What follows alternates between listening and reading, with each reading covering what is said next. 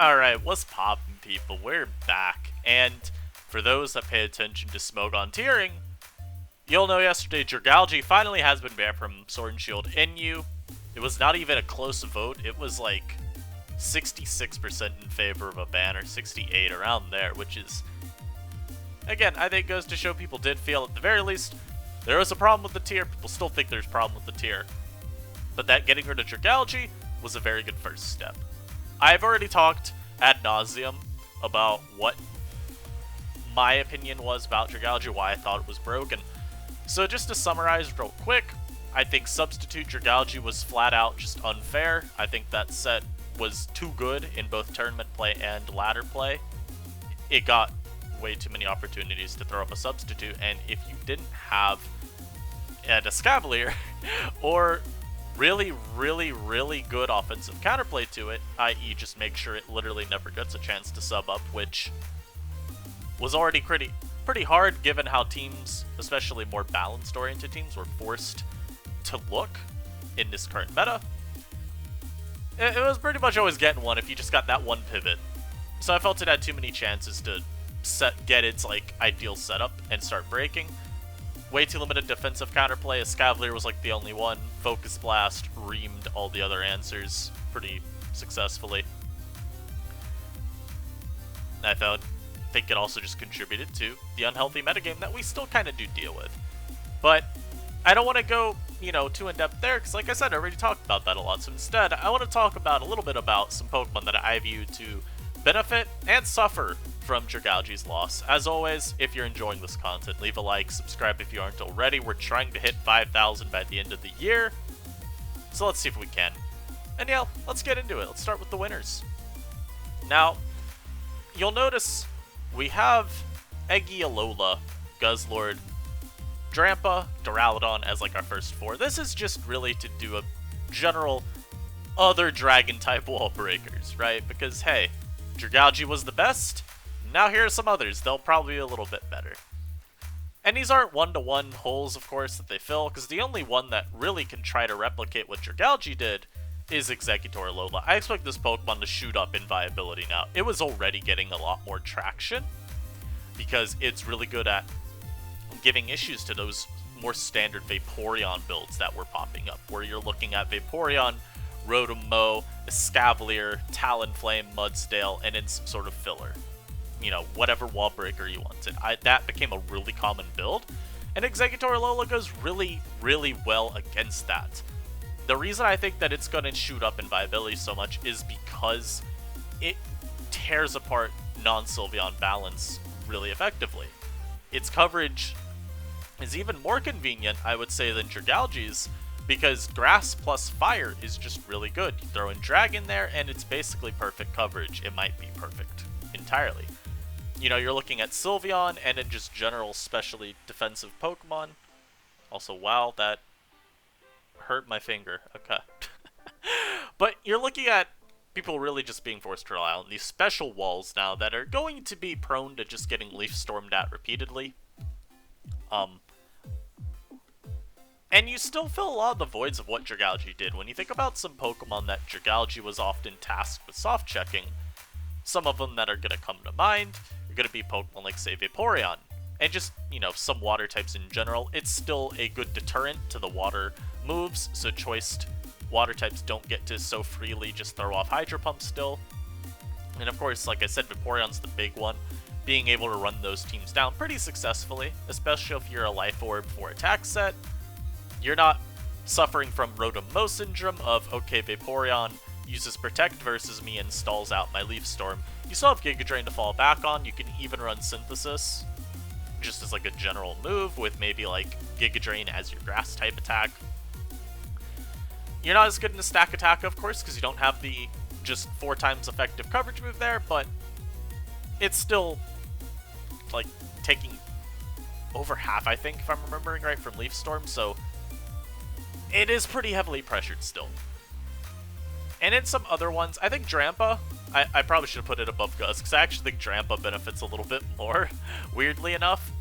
I feel like Drampa offers a lot of good defensive utility in the context of NU, especially with Sap Sipper, letting it have that grass immunity. And not wholly shut down Rotom Mow, because Rotom Mow can always Volt Switch on you, but it's a really, really consistent check that is never worried about taking those Leaf Storms. And among just other Pokemon that it can bother, you know, Serena, if it's non-triple axle, you can come on that really consistently. You can come on Pokemon like Vileplume still and exploit that like Drag did. And I think it's also got some cool like set diversity that should lend it some niche going forward, whether it's just Wall Breaker sets, Calm Mind sets, utility sets with like Defog or Glare. I think there's a lot going on there. Guzzlord's just another one. Guzzlord's always kind of weird because it feels like if you go physical, you're just kind of not breaking past some Pokemon. And if you go special, it feels like you'd rather just use Alola. But I do anticipate it getting a little better, and it's kind of the same with Duraludon. The thing with Duraludon, where I see it benefiting the most, is body press coverage is actually looking to be really nice right now. Of course, too, if you start seeing Stack Attacka usage go up, well, you're not too worried about that, because your Flash Cannon stab is still hitting at least neutrally. You can follow that up with a body press next turn and do a lot of damage. And if you look at a lot of these generic special walls that NU has, well, you got coverage for them, whether it is the body press or, in Sylveon's case, Flash Cannon. You can still hit Vaporeon and Mantine for Thunderbolt. So you're generally looking at like a pretty decent angle there, which I think lends it maybe a little extra viability going forward. And when you look at it compared to these other dragon types, you got a lot of speed, which is really good. You're at least speed tying with like Toxicroak, you're outrunning Pokemon like, say, Non-Scarf Tyrantrum, Decidueye, Modest Indeedee, if it ever tricks the Scarf. That's another Pokemon you can get the jump on, potentially. So it's really cool. Stack Attack X, just as an independent Steel type, I think does stand to gain the most from this. I don't know if its viability really changes that much, but hey, again, you compare it to the other Steel types, it generally fares better against the potential options that'll rise. Now, that's not to say that it still isn't worried about taking some hits. Guzzlord could have, you know, Earthquake or Hammer Arm, for instance, if it's physical, right? Drampa has Surf, so it can still hit you super effectively, just not as hard. Duraludon, like we said, Body Press, but I do think it still gets a bit better.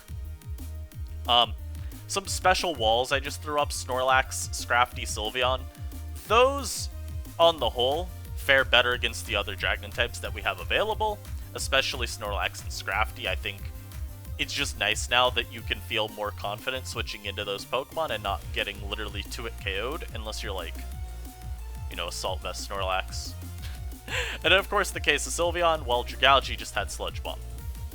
So that's nice not to worry about. And looking at calcs, I did a couple earlier just to make sure I could be positive on this. Sylveon is not 2-hit KO'd by 2 Leaf Storms by Alola, like the full powered ones from the Citrus Berry sets. If you're looking at Life Orb Eggy, it does upwards of 60, but even then, you're always able to like try to wish up. You have to be careful around what your opponent wants to do. If they've got a Salazzle that can come in afterwards and threaten with the Nasty Plot as you're trying to wish back to full, that is annoying, but is what it is. Sometimes you gotta take some unideal sequences. And then we have a couple of just like generic defensive Pokemon that Dragalge had like really big real estate in. So like Eldegoss and Vileplume is a couple defensive poisons. Not poisons, grasses. Eldegoss now, I mean, Pollen Puff looks a lot nicer into some of these other guys. And in like same thing with Vileplume and Sludge Bomb. Much better at least not being a complete momentum sink into them. And then Weezing's another option, or another example of, okay, here's a physical wall, Dragalge just sat all over. Now you've got your Stab Sludge Bomb being more threatening on a game-to-game basis against the special attacking Dragon type your opponent could have. And I think the last big one, just one setup sweeper offensive Pokemon I think people really need to respect going forward is Salazzle. It's not going to need to run Dragon Pulse going forward, I don't think, because it really was run for Dragalge. And so now you're looking at it being able to just go, you know, Fire Blast plus Overheat, or it can run Knockoff and be more annoying versus your Vaporeons, your Mantines, whatever other generic Pokemon that can answer it. You You have Encore to stifle defensive teams. You even have Toxic if you just want, like, status spreading. So I think Salazzle does stand a lot to gain going forward from these metagame changes. That's going to be a Pokemon to watch out for sure. And now let's talk about some of the losers. So this is Silvally Ground, just so we're aware, and I put it and Rotom-Mow together. This isn't me thinking they fall off a cliff or anything, because that'd be stupid.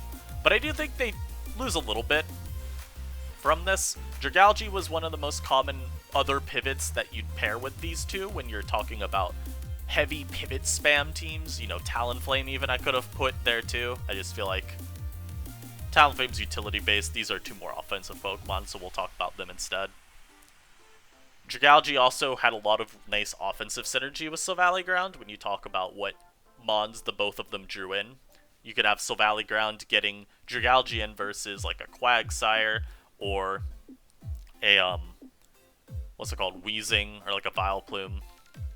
Rotom-Mow, same story. You could get Dragalge in versus like a Vileplume or maybe like a Delmise. Something that Dragalge had a pretty good matchup versus, so there's still other pivots that will pair really well with these Pokemon, so it's not a huge knock to them, but hey, a notable teammate left the tier. And that's going to be the same deal with like Machamp and Sirfetch'd. These are two wall breakers that can struggle with longevity issues. They don't have the best of bulk, so you really want ideal switches for them. Dragalge was a really good pivot to pair with them, and now it's gone. I think Sirfetch'd is like notably worse off because, well, hey, the most successful Sirfetch'd team I've seen is like hard offense with Steel Valley Ninjask as the pivots, so it should still be fine, but hey, Dragalge was there. And we got a couple ground types. Now the main thing I'm going for here is these are physical walls that didn't let Dragalge in for free because it had EQ. And then in the case of Sandaconda even, you're faster and you have Earthquake. So even if you don't OHKO Dragalges, you get to KO them next turn. So you get the safe 2-hit KO. Whereas Mudstone Quagsire, we're just like, okay, you have to always be cautious hard switching into me on predictions of me using, say, Toxic or Stealth Rock, if you're Mudstone. Because I might just Earthquake and you're going to take like 70. Again, these are like Pokemon that are still going to be good. I think Sandaconda maybe's hit a little harder, though people I feel overstate how heavily it's hit by this tier shift. I feel like it should be fine. It still does a lot else with like Glare, Status Absorption, Stealth Rock, etc. I think Quagsire and Mudsdale, again, this is sort of like the Silvally Ground and Rotom-Mow point, where it's just a small little knock against them.